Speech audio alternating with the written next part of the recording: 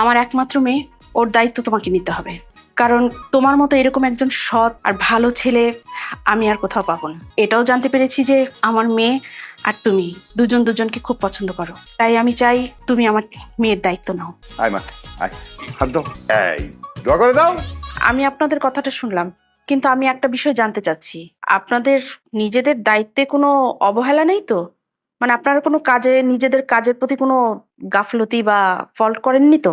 না ম্যাডাম, জীবনে কোনোদিন কোনো অন্যায় অপরাধটাই জানতে পারেনি, কোনোদিন ক্লিয়ার করে বলেও নাই। এখন ম্যাডাম আপনি একটু স্যারকে বুঝাই বলেন যে এই অবস্থায় আমরা এখন কই যাব, কি খাবো না খাবো কিছুই বুঝতে পারতেছি না। আপনি একটু আমাদের দয়া করেন ম্যাডাম।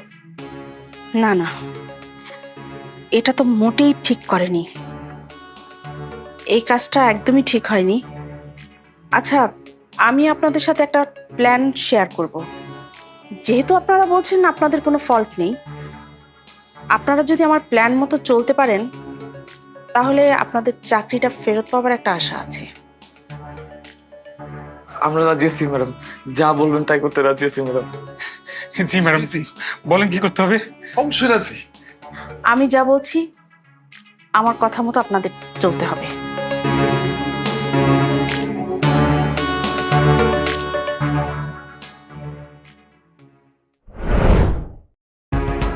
চৌধুরী, তুমি আর নিজেকে নির্দোষ প্রমাণ করার চেষ্টা করো না। তুমি শুধু নিরপরাধ এমপ্লয়ীদের চাকরিচ্যুত করনি, এর বাইরেও অনেক অপরাধ করেছো যার কোনো ক্ষমা নেই। তুমি আসলে ভুলে গেছো যে তোমার এই কোম্পানির প্রকৃত মালিক আমি।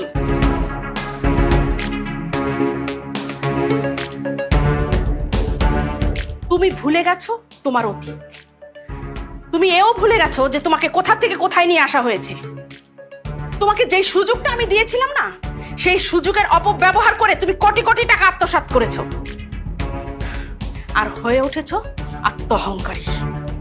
আর এই জন্যই আমি তোমাকে সমস্ত দায়িত্ব থেকে বহিষ্কার করলাম এবং চাকরিচ্যুত করলাম। প্লিজ তুমি আমাকে একটিবার সুযোগ দাও। আমি সবকিছু ঠিক করে ফেলবো, প্লিজ। তুমি কোনো সুযোগ পাবে না, কারণ তুমি কাউকে সুযোগ দাওনি। সুযোগ পাবে বরং এখন ওরা। ওরা ওদের চাকরি আবার ফেরত পাবে এবং খুব ভালো বেতনে। সরি, আসলে আমার অনেক ভুল হয়ে গেছে। প্লিজ, আমার ভুলের জন্য আমি লজ্জিত, অনুতপ্ত। প্লিজ আমাকে তুমি ক্ষমা করে দাও, প্লিজ। আমি তোমাকে ক্ষমা করতে পারি একটি শর্তে, যদি তুমি নিজেকে শুধরে নাও। আমাকে আরেকটিবার সুযোগ দাও। যাক